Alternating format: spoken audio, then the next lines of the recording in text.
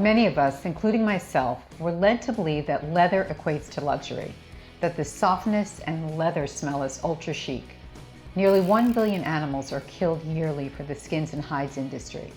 Well, I'm here to tell you 10 things you didn't know about that leather chair or couch you might be sitting on right now that might make you think about real leather and faux leather in a whole new way.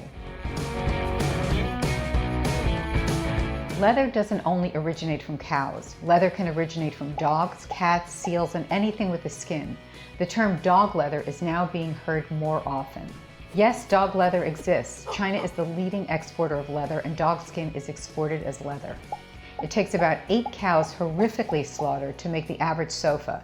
It is pretty much impossible to produce mass quantities of anything animal-derived humanely. Leather has always been marketed as a byproduct of the meat industry, meaning we eat the meat of the cow, so we might as well use their skins. Well, the truth is that meat is actually a byproduct of the leather industry. The skins hold much more value than the meat. So cows are bred for their skins and bred for their meat. The workers who are desperate for money to feed themselves and their families are also treated inhumanely. There is very little regulation in the skins industry since most of the industry's farms and slaughterhouses are in poor countries.